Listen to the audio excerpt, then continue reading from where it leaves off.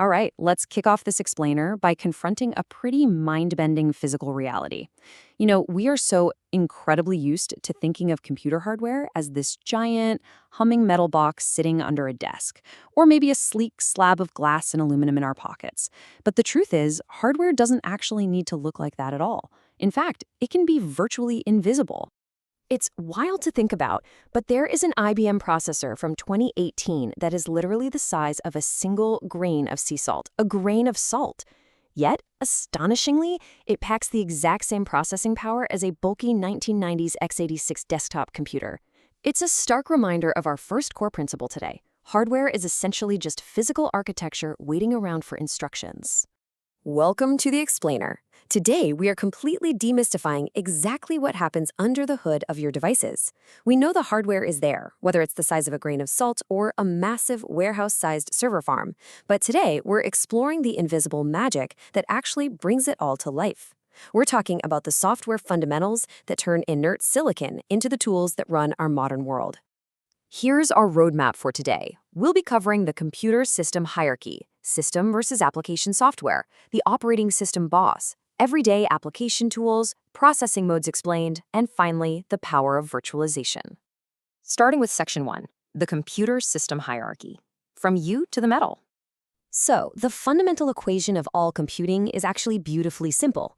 Physical hardware is brought to life by data and instructions, which we collectively call software. Think of this architecture like a highly disciplined layer cake or a really strict chain of command. At the very top, there's you. When you type a letter on your keyboard, you're interacting directly with application software, like a word processor. But here's the kicker. That app doesn't actually know how to physically draw a letter on your screen. It hands that request down a level to the system software. The system software then translates your human intention into raw electrical commands that tell the physical hardware at the bottom exactly what to do. Nobody skips a layer. Moving right along to Section 2, system versus application software, the big divide. The absolutely crucial insight here is this strict division of labor. System software works entirely in the shadows. It manages your memory, allocates power, and basically acts as the foundational platform. It's written in these incredibly complex, low-level languages that speak directly to the hardware. Application software, on the other hand, is the star of the show. Those are the tools you actually open up to edit a photo or calculate your taxes. The brilliant part of this divide is modularity. An app developer only has to write code for the platform itself, not for every specific microchip in existence. The app is the specialist, and the system is the stage it performs on. Which brings us to Section 3, the operating system boss, ultimate middle manager. You can really think of the operating system as the ultimate middle manager of your device. Honestly, without it, your computer is just an anarchic, highly expensive pile of silicon. It juggles an unbelievable, completely invisible workload every second. It renders the graphical user interface you click on, it locks down security, it manages user accounts, but its absolute hardest job, traffic control. It constantly allocates memory and schedules processes in microseconds so your CPU doesn't just choke and crash. When you physically move your mouse, the OS is the entity translating that real-world laser movement into a cursor flying smoothly across your screen, making sure everything feels instant and totally effortless. The most ubiquitous example of this, of course, is a desktop OS like Microsoft Windows or Mac OS. The true engineering marvel of a desktop OS is its massive, comprehensive hardware compatibility. It acts as a universal translator. It's the entire reason you can grab a random off-brand printer from a store shelf, plug it in via USB, and just expect it to work. Typically, a desktop OS is hyper-focused on serving a single user at a time, hoarding all that underlying processing power to maximize the experience for the person sitting right in front of the screen. All right, Section 4, everyday application tools, getting things done. Now we jump back up the ladder a bit to application software. These are the programs you actually bought the computer to use, right? This is where computing becomes deeply personal and highly specialized. Whether you're crunching numbers in a sprawling spreadsheet, relying on Adobe Photoshop to tweak a media file, or firing up Chrome to join a global video conference, these apps are laser-focused on their specific tasks. But remember our hierarchy from earlier. The app might be an absolute expert in its field, but it is completely helpless without the operating system humming underneath it, managing the memory and the display. Let's pause right here for a quick conceptual checkpoint. Just to test our understanding of this layer cake architecture, think about this scenario. Could your operating system, completely on its own, utilizing only system software, calculate a dataset and draw a bar chart on your screen? No way. The answer is an absolute no.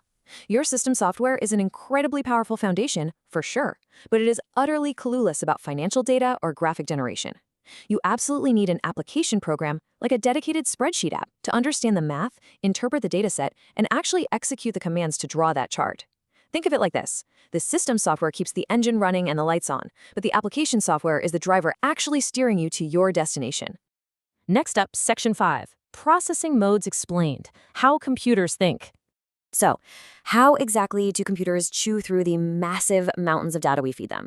Well, we essentially rely on two main processing modes. First up is batch processing. This is a massive efficiency play. It's fantastic for handling huge volumes of similar data all at once, usually overnight when the system is just sitting idle. Like when your bank generates millions of monthly statements, it doesn't painstakingly do them one by one all month long. It batches them up to save on computing power. On the flip side, we have real-time processing. This is highly resource-intensive because it demands immediate, up-to-the-millisecond responses. Think of a high-frequency stock trading platform or booking a flight online. That data has to be processed the exact moment it's received. Let's apply this to a real-world scenario to really lock it in. Imagine a business owner, let's call her Cindy, who is launching a highly anticipated online ticketing platform for a major new cinema.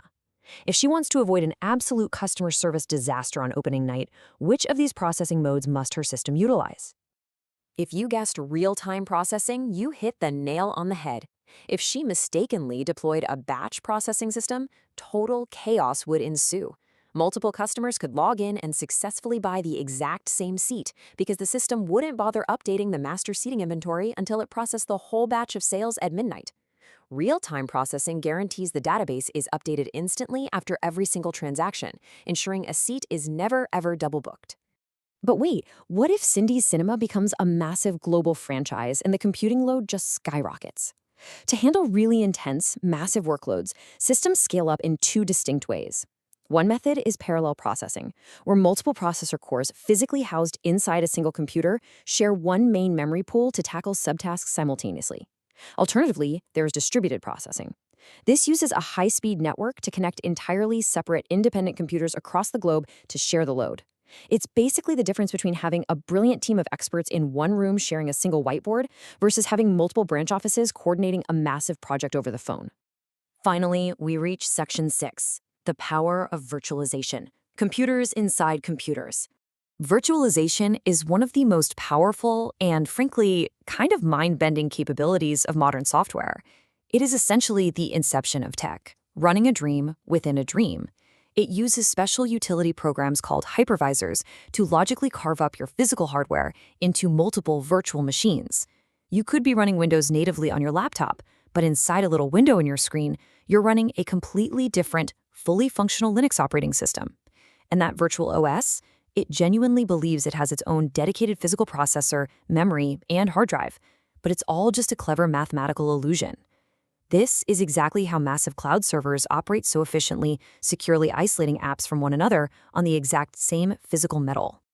If there is one crucial takeaway from this entire explainer, it all comes back to this beautifully simple formula. A computer system equals hardware plus software, period. It doesn't matter if we are looking at a microscopic sea salt-sized chip or a massive globally distributed processing network. Every single computing architecture in the world relies on this symbiotic partnership. The hardware is the physical body, and the software is the instructional mind that gives it purpose. Which leaves us with a genuinely fascinating question to ponder as we wrap up. If software acts as the brains and hardware as the body, and we've already figured out how to run virtual computers inside physical ones that are literally smaller than a grain of salt, what incredible new layers of computing are we going to invent next? As our hardware increasingly vanishes into the environment around us and our software gets exponentially smarter, this layer cake of computing is about to get wildly unpredictable. Thank you so much for joining me on this explainer. Stay curious out there, and I'll catch you on the next one.